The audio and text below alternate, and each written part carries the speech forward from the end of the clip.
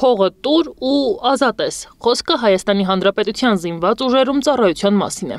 Ըստ մամուլի հրապարակումների զինվորական դատախազության Գորիսի կայազորի վարչական շենքում ծառայած Հայկ Սարգսյանը զինծառայության ոլորտի բարեփոխումներ է առաջարկում։ Ըստ նույն հրապարակումների այս զորամասից գիշերները զինվորները հիմնականում տուն են գնացել։ Առավոտյան կայազորի պաշտոնյաները տարել են իրենց հետ ծառայության վարչական շենք։ Այսօր էլ պատգամավորն անդրադարձավ հարցին, թե ինչպես ու ինչ ճանապարհով են հարուստները լուծում իրենց երեխաների բանակի հարցերը։ Քանի որ սոցիալապես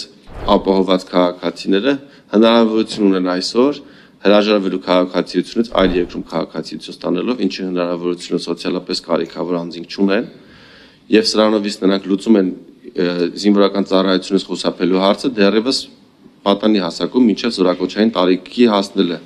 Նախագծի բուն մասը ծառայել 24 ամիս եւ ստանալ բարձր դրամական ապահովություն պետությունից։ Այս պահին թիվը չի նշվում։ Կամ ծառայել 6 ամիս եւ պետբյուջե վճարել 15 միլիոն դրամ, ծառայել 1 ամիս եւ պետբյուջե վճարել 20 միլիոն դրամ։ Առաջարկվող փոփոխությունների մի մասը խստացնող են։ Գալիս են բարդացնելու եւ սահմանափակելու ծառայությունից խուսափելու արկա ճանապարհները։ Մյուս մասը խրախուսող են։ Գալիս են բարձրացնելու ծառայության գրավչությունը։ Խստացնող կարգավորումներն են։ Առաջին, կառավարության գործող որոշումներում կատարել փոփոխություններ եւ որոշ առողջական խնդիրների դեպքում զորակոչել սահմանափակումով պարտադիր զինվորական ծառայության։ Երկրորդ,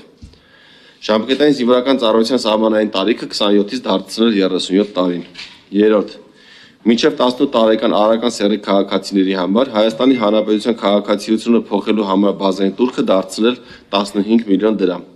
Վիճակագրական թվերն ըստ Սարգսյանի մեղմ ասած հուսադրող չեն։ Ամեն զորակոչի զինծառայողների թիվը կտրուկ անկում է ապրում։ Դա նաև ծնելիության խնդիրներով է պայմանավորված։ Եթե 90 թվականին ծնվել է 41,054 տղա, ապա 2001 թվականին ունեցել ենք 17385 տղայի ծնունդ։ Միայն 2020-ից 24 թվականների ընթացքում 8721 արական սեռի Հայաստանի քաղաքացի մինչև 18 տարեկանը հրաժարվել է Հայաստանի քաղաքացիությունից։ Սարգսյանն առաջարկում է, որ փոփոխությունների արդյունքում պետբյուջե մուտքագրվող լրացուցիչ գումարների մի մասն ուղղեն պարտադիր զինվորական ծառայություն անցնող շարքային զինծառայողների դրամական ապահովության բարձրացմանը։